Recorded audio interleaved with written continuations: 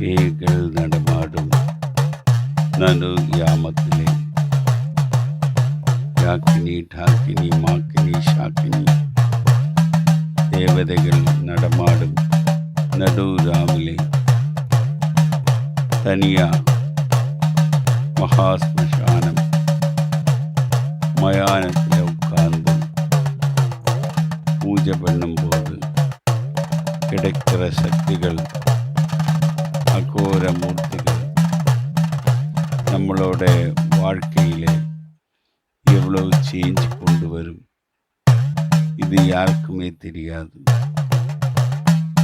ஆனால் யாரும் அந்த சக்தி பக்கத்தில் போகணுன்னு விரும்பலை. வெளியால் தைரியமாக பேசும், நான் அந்த காரியம் பண்ணு இந்த காரியம் பண்ணு. உண்மையாக நீங்கள் பார்த்துருக்கா? உண்மையை தெரியாமல் நீங்கள் எங்கே போய் தேடினாலும் உங்களுக்கு உண்மை கிடைக்காது. டார்க்னஸ், இருள், கருப்பு எப்போவுமே இருளில் தான் வெளிச்சம் பிரகாசமாகும். வெளிச்சத்தில் வெளிச்சம் பிரகாசமாக கூட இருளை நீங்கள் பிரகாசமாக்குறது என்ன பண்ணும்? வாழ்க்கையில் இது மாதிரி தான். உங்கள் வாழ்க்கையிலே நீங்கள் அனுபவிக்க வேண்டிய கஷ்டங்களை அனுபவிச்சு தான் முடியும் என்று ஜோதிடர் சொல்லி கேட்டு நீங்கள் ஏன் அனுபவிச்சுட்டு எல்லாத்துக்கும் ஒரு முடிவு விடைகிறது. ஏன் நீங்கள் உண்மையான அந்த விடையை தேடவில்லை? எதுக்காக நீங்கள் காசியில் இருந்து ரிஷிகேஷ், ஹரித்வார், பத்ரி, கங்காயில் ஆரதி எடுக்கிறது, வெளிச்சம் காட்டுறது என்ன? இந்தியன் மக்கள் பைத்தியக்காரங்களா? இல்லை அதுக்குள்ளால ஏதாவது காரியங்கள் இருக்கா? யாராவது தேடி பார்த்துருக்கா? தேடி பார்த்தா தானே கிடைக்கும். ஆனால் நீங்கள் இங்கே உட்கார்ந்த இடத்துல இருந்து தேடினா எங்கே தான் போய் முடிய போகும்?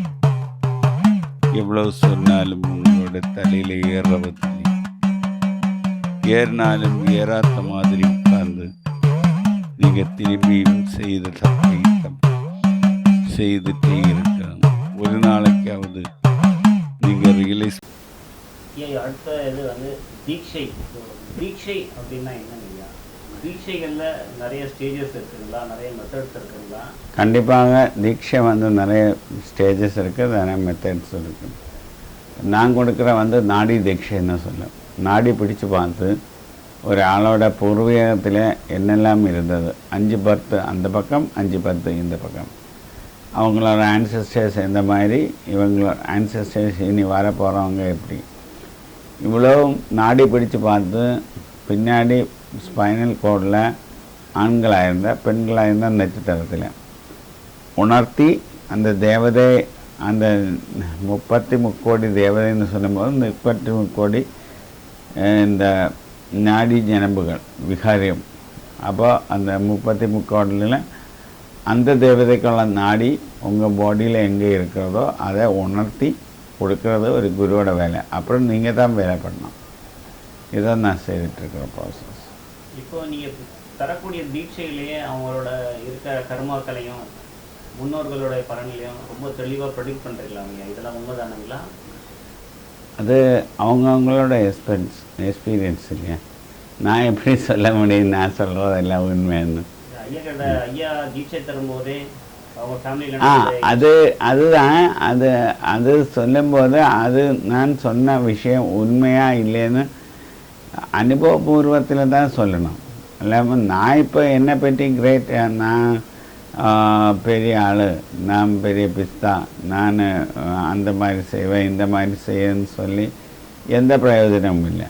பட் இன்னொரு ஆள் எக்ஸ்பீரியன்ஸ் பண்ணிட்டு தான் சொல்லணும். ஓகே, பாலயோகி ஐயா கிட்ட தீட்சை வாங்கின பிறகு நான் இப்போ நல்லா வாழ்ந்துட்டுருக்கேன். அது இன்னொரு ஆள் கண்டிப்பாக சொன்னா தான் அதோட க்ரெடிபிலிட்டி. உங்களோட ஸ்டூடெண்ட்டில் சேலத்துலேருந்து வந்த ஒரு ஸ்டூடெண்ட் நிறைய குருமார்களை பார்த்துட்டு கடைசியாக அவங்ககிட்ட வந்திருக்காருங்க. அவர் பரம்பரையில் நடந்த ஒரு விஷயத்த, ஏதோ ஒரு தங்க செயின் விஷயத்த, எல்லாரும் மறந்து போன விஷயத்த நீங்கள் ரொம்ப தெளிவாக சொல்லி அவரை சர்ப்ரைஸ் பண்ணியிருக்கிறீங்க ஐயா. இதெல்லாம் எப்படி சாத்தியமாகுதுங்க?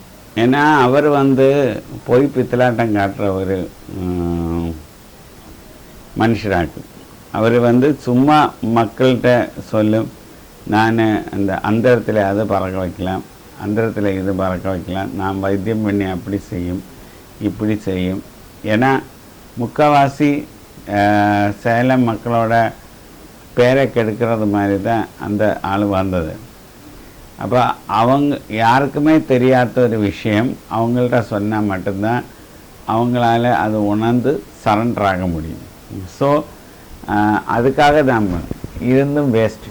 ஏன்னா அந்த ஆள் எங்கேயும் நிற்காது, இப்படியே பறந்துட்டுருக்கு. இப்போ ஏதோ கோயம்புத்தூரில் ஒரு ஆளை ஏமாற்ற போயிருக்கு, என்ன ஏமாற்ற வந்தது. ஆனால் என்னோடய வாசலில் விழுந்து மூக்கு கை காலெல்லாம் அடித்து நானும் ஒன்றும் பனிஷ் பண்ணலை, ஆட்டோமேட்டிக்கலி நடந்தது.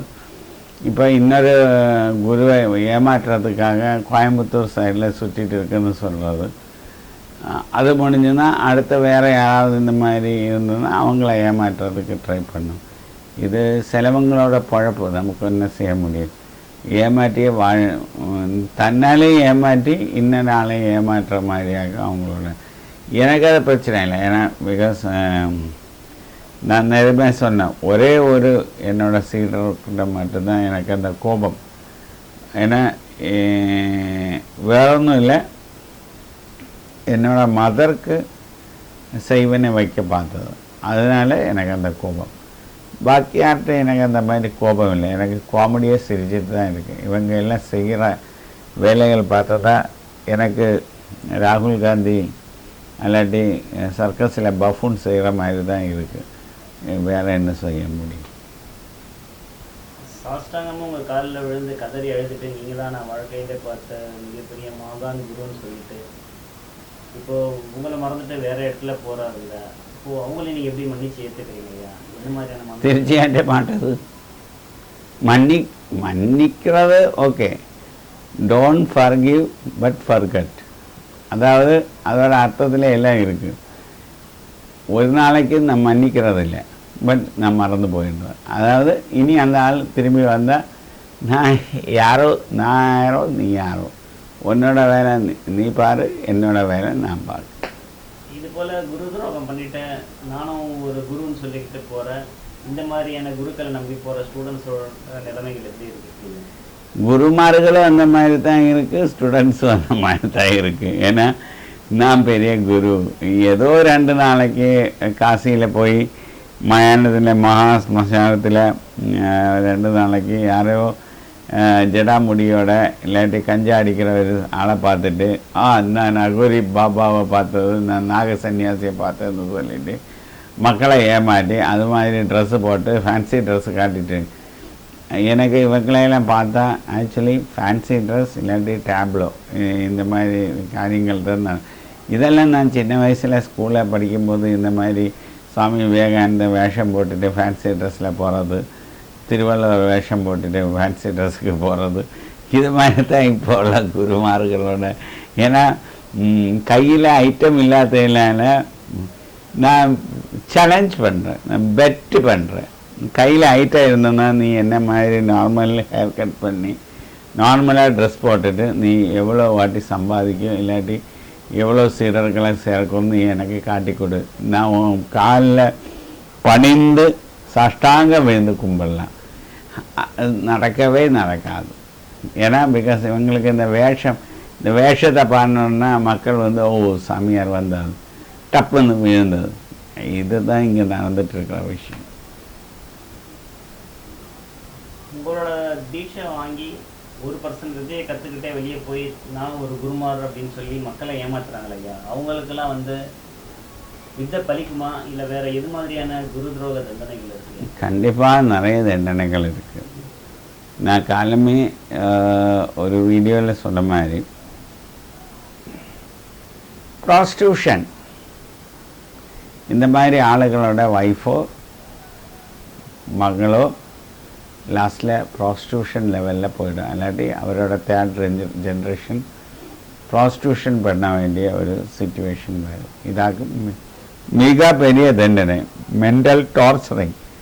ஏன்னா ஒரு குருவை வந்து மென்டலி சஃபர் பண்ணிட்டு போகிறவங்களுக்கு மென்டல் டார்ச்சரிங் தான் கிடைக்கும், வேறு ஒன்றும் கிடைக்காது.